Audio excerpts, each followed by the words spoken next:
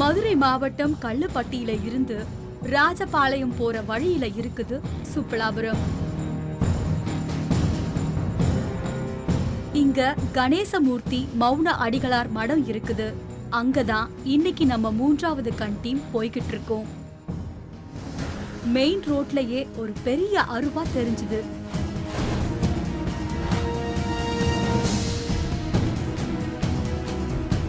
காரை விட்டு இறங்கின நம்ம தொகுப்பாளர் சிந்து அந்த அருவாள ஆச்சரியமா பார்த்தாங்க.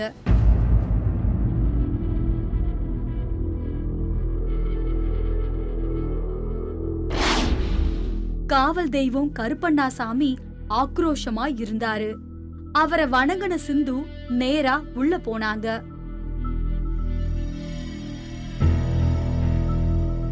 இதுக்கு பின்பக்கம் ஒரு மிகப்பெரிய அம்மன் சிலை பிரம்மாண்டமா இருந்துச்சு.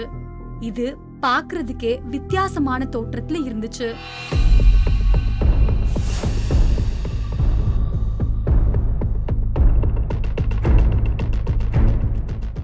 இவர்தான் கணேசமூர்த்தி மௌன அடிகளார். 8 வயசு முதல்ல பக்தியில ஈடுபாடு ஏற்பட்டு அப்புறம் பல வருஷங்கள் கழிச்சு சதுரகிரி மலைக்கு வந்து அங்க சில சித்தர்கள் சாமியார்களோட தொடர்பு ஏற்பட்டு முழு நேர ஆன்மீகவாதியா மாறினதா நம்ம சிந்து கிட்ட சொன்னாரு. இந்த சதுரகிரியில் போய் எங்கள் இடிந்தகரை சாமி, எங்கள் சாமி எங்கள் குரு அவள் தான். அவள் என்ன பண்ணாங்கன்னா சதுரகிரி கூட்டு போவாங்க. சதுரகிரிலாம் அப்போ என்னமே ஒன்றுமே இருக்காது, அவங்க ஒன்றும் கிடையாது. அப்போ நாங்கள் தான் 10 பேரை கூட்டு போவாங்க. அது அவங்க கற்றுக் கொடுத்த சித்து தான் கையில் எனக்கு லிங்கம் வர்றது, விபூதி வருது, குங்குமம் வருது, தானாக விளக்குறது, எலுமிச்சம்பழம் ஓடுறது, எலுமிச்சத்தை வரவேற்கிறது, இந்த மிளகாய் யாகம் பண்ணுறது, முட்டைக்குள்ளே இந்த செய்வன சமாச்சாரம் சம்மந்தப்பட்டது, அதுக்கெல்லாம் எல்லா சித்துக்களும் எனக்கு அவங்க கற்றுக் கொடுத்தாங்க. இப்படி ஒரு பிரம்மாண்ட சிலைய எப்படி நிர்மாணம் பண்ணீங்கன்னு நம்ம சிந்து கேட்டாங்க. அப்படியே அந்த அம்மனை பத்தியும் கேட்டதுக்கு சரளமா பதில சொன்னாரு மௌன அடிகளார். அதாவது வரலாறுல நமக்கு ஒரு ஏதாவது நல்ல ஒரு சக்தி, இவ்வளவு சக்தி நம்ம கொடுக்குறா, நம்மளை ஆண்டு கொண்டு இருக்கக்கூடிய இந்த சக்தி, இந்த அம்பாளை ஞாபகார்த்தமாக நம்ம அவளுக்கு உயரமான ஒரு சிலையை வச்சு எல்லாரும் அரிதமாக இருக்கணும். எல்லாரும் கோயிலில் சின்ன சின்ன சாமி வச்சுருப்பாங்க, அதே மாதிரி வைக்கணும்னு சொல்லி இயந்திரங்கள் 84 அடி உயரம். இதில் இயந்திரங்கள் நிறைய கீழேருந்து மேலே வரைக்கும் ஏகப்பட்ட இயந்திரங்கள் வச்சுருக்கேன். அந்த இயந்திரங்கள் தான் அந்த அம்பாள் எனக்கு வேலை செய்கிறா, நல்ல வேலை செய்கிறா, பூஜை பண்ணி கொடுக்குறா. அந்த அம்பாள் நான் கேட்டதை அப்படி உட்காந்து கேட்டோம்னா எனக்கு அப்படியே கொடுப்பாள். எனக்கு நான் என்ன கேட்குறேனோ அது செய்வாள். இதை விட அருவாளை பத்தி கேட்டதுக்கு ஒரு அருமையான பதில சொன்னவரு இது எல்லாமே கின்னஸ் சாதனைன்னு சொன்னாரு. அதே மாதிரி இந்த அருவாளை பெரிய அருவா, உலகத்திலேயே ஒரு பெரிய அருவா. இந்த அதுக்கு மேலே அருவா தமிழ்நாட்டில் வெளிநாட்டில் எங்கேயுமே கிடையாது. இந்த அருவா தான் பெரிய கின்னஸ் சாதனை, பெரிய அருவா. பாதாள நவகிரகங்களை பிரதிஷ்டை பண்ணி இருக்காரு மௌன அடிகளார். இதனால என்னென்ன பிரச்சனைகள் தீருதுன்னு தெளிவா சொன்னாரு. 9 நவகிரகம், 12 ராசி, 27 நட்சத்திரம், சுக்கிரன் சூரியனுக்கு எதிர்த்தால அந்த தட்சிணாமூர்த்தி இருக்கார். அப்போ இந்த மாதிரி பாதாளத்தில் இந்த மாதிரி நவகிரக பிரதிஷ்டை தமிழ்நாட்டிலேயே இல்லை, இந்தியாவிலே இல்லை. இது வரலாறு சிறப்புமிக்க நிகழ்ச்சி. அதாவது ஜாதகம் எழுதினா கூட கணிப்பு தவறி போயிடும். இதில் பிறந்த நேரத்தையும் பிறந்த ராசியும் கரெக்டாக சொல்லியாச்சுன்னா அவன் ஜாதக ரீதியாக பிறந்த நட்சத்திரம், ராசி, பிறந்த திசை எல்லாம் பார்த்து ஐயன் ஜோதிட ஆராய்ச்சி மையத்திலேருந்து எல்லாம் அவங்களுக்கு எல்லாமே பண்ணி கொடுக்குறேன்.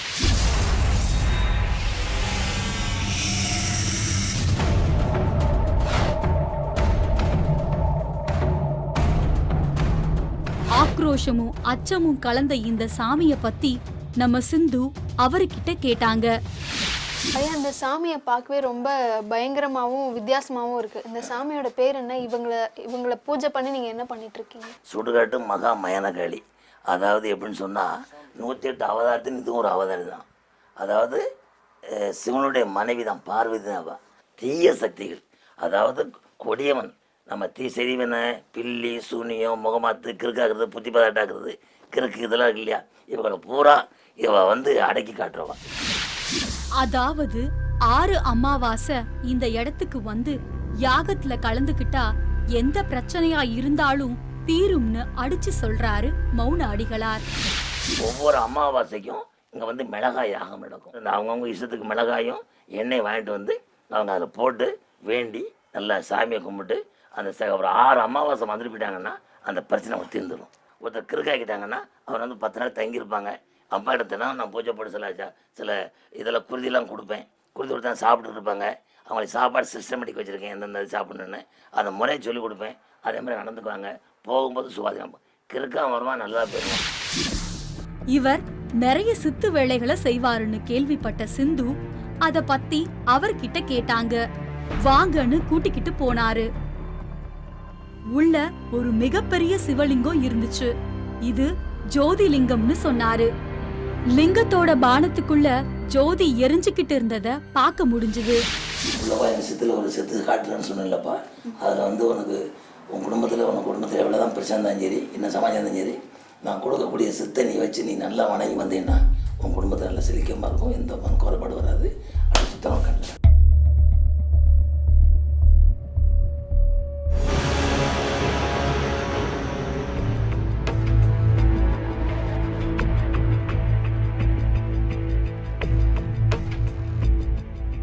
கைக்கு என்ன படுது உள்ள? எது கிடக்கா? கல்லுக்கள் கிடக்கா? நல்லாப்பா, நல்ல தடவை.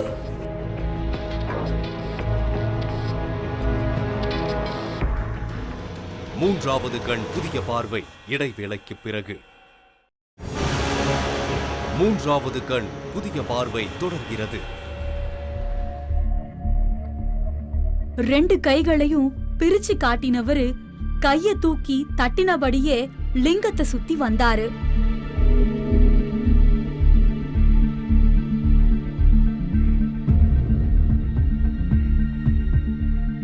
வந்தவரு லிங்கத்துக்கு மேல 2 கையையும் வச்சாரு.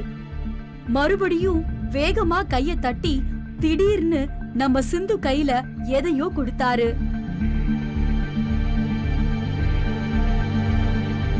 அது ஒரு சின்ன சிவலிங்கம். வெறும் கையில இருந்து சிவலிங்கம் வந்தது நமக்கு ரொம்ப ஆச்சரியமா இருந்துச்சு.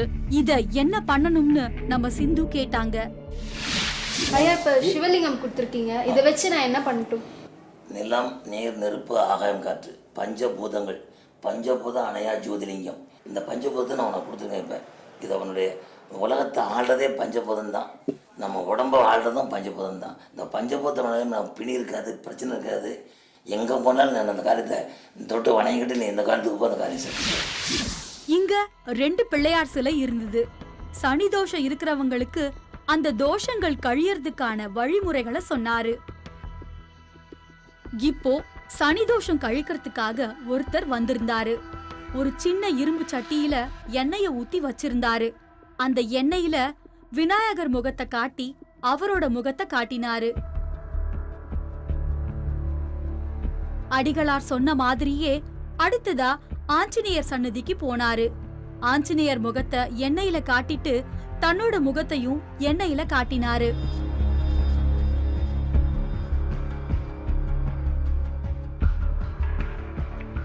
அடுத்ததா அவர் போனது சனி பகவான் சன்னதி. சனி பகவான் முகத்துக்கு எண்ணெய காட்டிட்டு தன்னோட முகத்துக்கு காட்டினாரு. அடிகளார் சொன்ன மாதிரியே அந்த எண்ணெய சனி பகவான் சிலை மேல ஊத்தினாரு.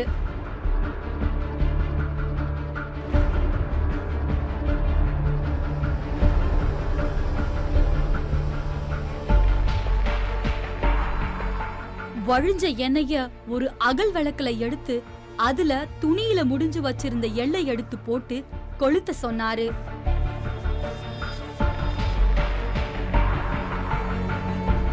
அந்த எள் விளக்க 19 தடவை சனி பகவானுக்கு ஆர்த்தி காட்டுற மாதிரி சுத்தினாரு.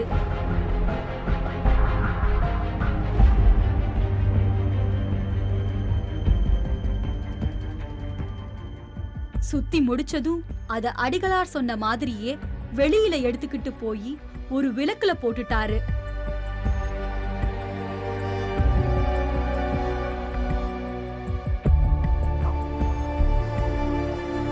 இப்படி செஞ்சதால இவருக்கு இருந்த சனி தோஷம் எல்லாமே நீங்கிட்டதா சொல்றாரு அடிகளார்.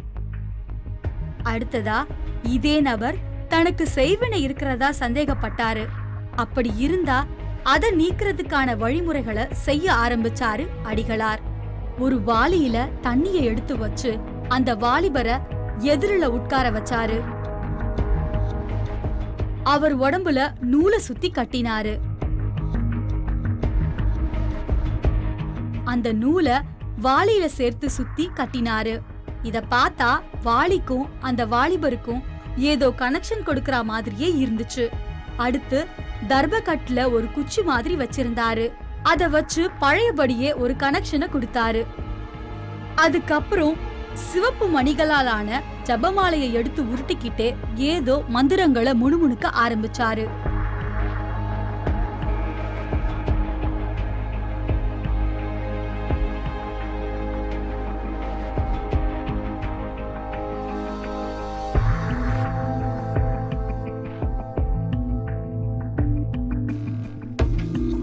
அந்த வாலிபரோட கைய நீட்ட சொல்லி ஒரு பாக்கெட்ல இருந்த மஞ்சள் பொடிய கொட்டி அத தண்ணியில கரைக்க சொன்னாரு.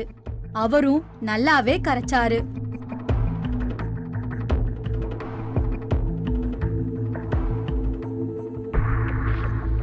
கிட்டத்தட்ட எல்லா தூளையும் கொட்டி கரைக்க சொன்னாரு. அதுக்கடுத்து குங்குமத்தை எடுத்து கையில கொடுத்து அதையும் கரைக்க சொன்னாரு.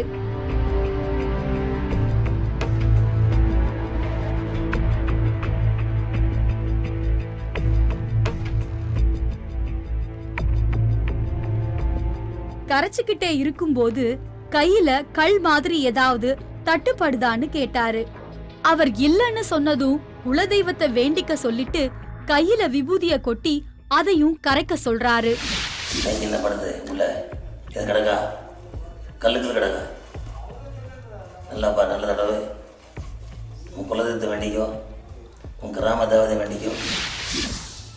அவர் கரைச்சுக்கிட்டே இருக்க கையில ஏதாவது தட்டுப்படுதான்னு பழைய கேள்விய கேட்க இப்ப இவரு ஏதோ துணி மாதிரி தட்டுப்படுதுன்னு சொல்றாரு. துணியா? நிறைய இருக்கா, கொஞ்சம் இருக்கா? பெரிய துணியா, சின்ன துணியா? மறுபடியும் திருநீரை கொட்டுறாரு. அவர் கரைச்சுக்கிட்டு இருக்கும் போதே உன் உடம்புல இருந்து இறங்கி இருக்கான்னு கேட்டுக்கிட்டே கைகளை தட்டி ஏதோ முத்திரைகளை செய்யறாரு.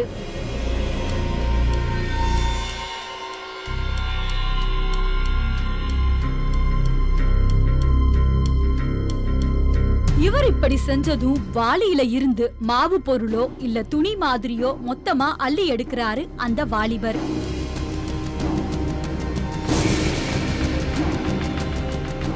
அத அப்படியே எடுத்துக்கிட்டு போய் சுடுகாட்டு காளிக்கு எதிரில இருக்க யாக குண்டத்துல போட சொல்றாரு.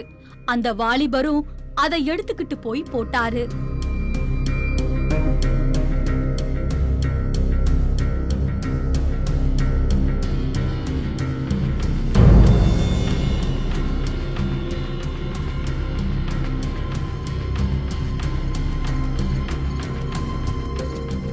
ராத்திரி நேரம், நிலவு பளிச்சுன்னு காயுது.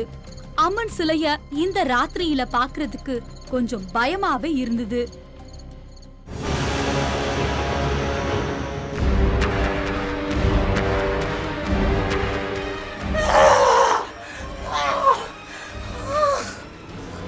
மூன்றாவது கண் புதிய பார்வை இடைவேளைக்கு பிறகு. மூன்றாவது கண் புதிய பார்வை தொடர்கிறது.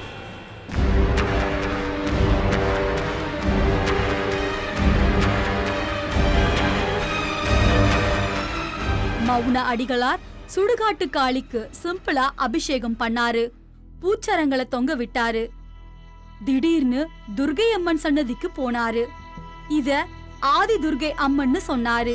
துர்கைக்கு ஆராதனை எல்லாம் பண்ணாரு.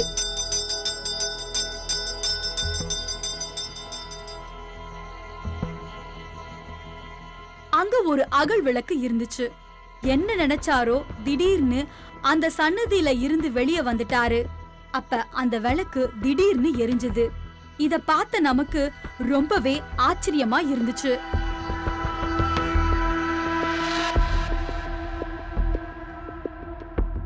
அப்ப அடிகளார் திரும்பவும் வந்து அவர் அங்க இருந்து போனதுக்கான காரணத்தை சொன்னாரு. ஆதி துர்கை சன்னதியில செஞ்ச பூஜைய பத்தி சிந்து அவர்கிட்ட கேட்டாங்க. ஐயா, இப்ப துர்கைக்கு பூஜை பண்ணீங்க. இந்த பூஜை பண்றதுக்கு முன்னாடி துர்கைக்கு பூஜை பண்ணணுங்களா இல்ல? இந்த பூஜை பண்ணதுக்கு முந்தி ஆதி அந்தமே ஆதி துர்கா தான். அந்த ஆதி துர்கா தான்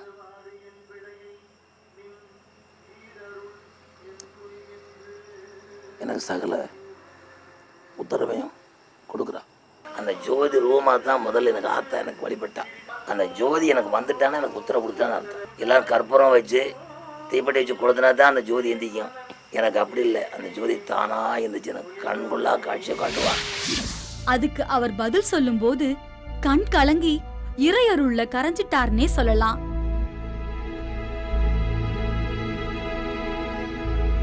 யாகத்துல போடுறதுக்கு வரமிளகா மத்த பொருட்கள் எல்லாம் தயாரா இருந்துச்சு. சுடுகாட்டு காளிக்கு பூஜையெல்லாம் செஞ்சாரு.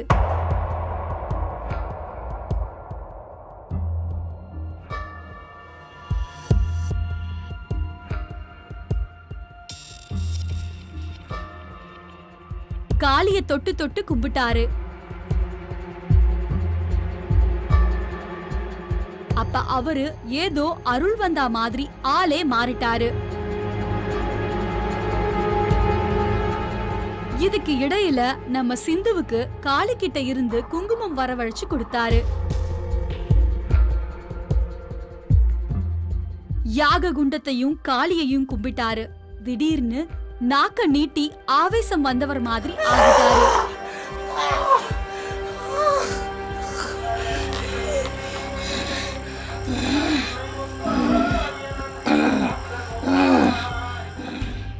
காளி சிலை முன்னாடி நின்னு கும்பிட்டவரு காளியோட நாக்க தடவறாரு. யாக குண்டத்துல தீய மூட்டி யாகத்தை ஆரம்பிக்கிறாரு. யாகத்துல பல பொருட்களை போடுறாரு.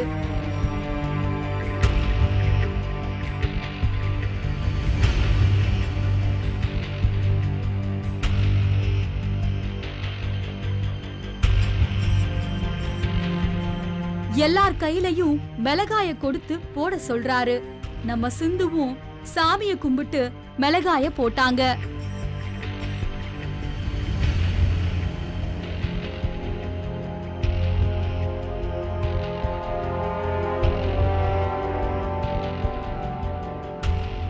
அப்போ ஒரு தட்டுல தேங்காய் முட்டைகள் எல்லாம் ஒருத்தர் எடுத்துட்டு வந்தாரு.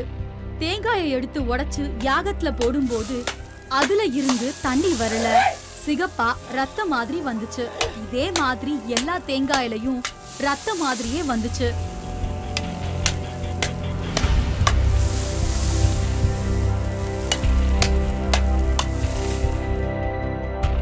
அடுத்ததா முட்டைகளை போட்டு தரையில உடைச்சாரு.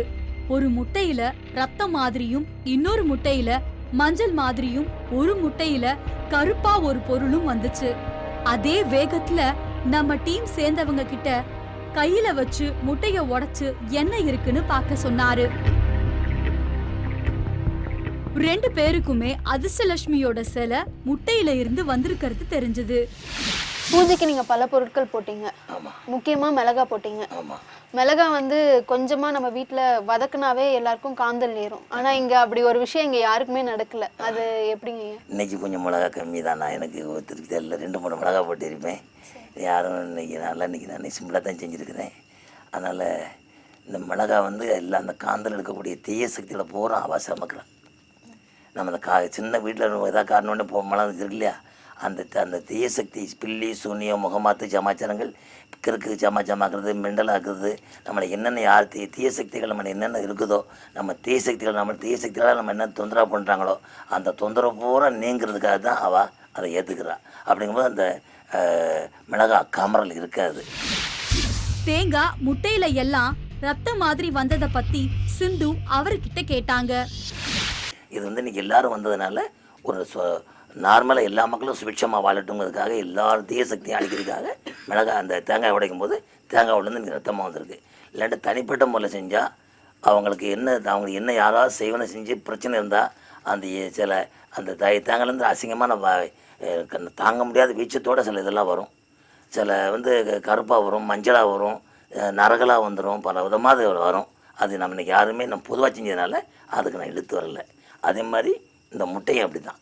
முட்டையிலையும் அதே மாதிரி நம்ம எல்லாத்துக்கும் பொதுவாக தான் செஞ்சுருக்கணும் ஒழிய யாருக்கும் தனிப்பட்ட முறையில் யாருக்கும் செய்யலை. அதில் முட்டையில் நீங்கள் வந்தவங்க அத்தனை பேத்துக்குமே என்ன தீய சக்தியோ பிரச்சனையோ கண்ணோம்பலோ கண் திருஷ்டியோ எதிரிகளோட தொந்தரவோ நம்ம யாராவது துரோகம் பண்ணிட்டாலோ அது பூரா நமக்கு தாங்கக்கூடிய சக்தியை இதை செஞ்சுருக்கேன். இந்த கேட்டிருக்கேன். அதே சமயத்தில் ஒரு வெள்ளையா மாவா ஒன்று வந்தது இல்லையா, மாவா வந்தது. அது வந்து எப்படின்னு சொன்னால் என்னதான் அது யாருக்காவது ஒருத்தருக்கு இதில் ஏதாவது ஒரு குறைபாடு இருக்குது, யாருக்கோ ஒரு சின்ன குறைபாடு தெரியுது எனக்கு. அது யாருன்னு இப்போ நான் தனிப்பட்ட முறையில் சொல்ல முடியாது. யாரோ ஒரு தீய சக்திகள் செய்யக்கூடிய நபர்கள், அந்த நபர்களுக்கு வீட்டுக்கு செய்யக்கூடிய நபர்கள் இதில் ஒருத்தர் வந்திருக்காங்க, யாரும் தெரியல, தீய எண்ணத்தோடு வந்திருக்காங்க. நல்ல இல்லை. அதுக்காக மாவா வந்தது. அந்த வீடு வந்து அவனை வெறுவிடா போகிறதுக்காக செய்யறதுக்காக கருவறுத்து போகிறது மாதிரி செய்த மாதிரி அந்த சூழ்நிலையை அவங்க உண்டு பண்ணியிருக்காங்க. உள்ளுக்குள்ளே முட்டைக்குள்ளே ஒன்றுமே இல்லைன்னா அந்த வீட்டில் கருவு இருக்கிறதுக்காக செய்வாங்க. ஒரு முட்டையில் மட்டும் இந்த மாதிரி கருப்பு கலரில் வந்துச்சு. வந்திருக்கா? இந்த கருப்பு கலரில் வந்திருக்கு. ஒரு முட்டையில் கருப்பு கலரில் வந்திருக்கு. அந்த இது இருக்கு இல்லையா, அந்த கருப்பாக வந்த காரணம் யாரோ சுடுகாட்டில் செஞ்ச பூஜை பண்ணியிருக்காங்க. சுடுகாட்டில் போய் அதை செய்யக்கூடாது செஞ்சுருக்காங்க. அதை சுடுகாட்டில் போய் அதை செஞ்சால் தான் அப்படி கருப்பாக வரும். இது வந்து அந்த செய்வன தீ சக்திகளுக்கு தான் அப்படி வரும். அதில் யாருக்கோ ஒரு நம்ம கூட்டத்தில் ஒருத்தருக்கு யாரோ தீ சக்தி நடந்திருக்கு.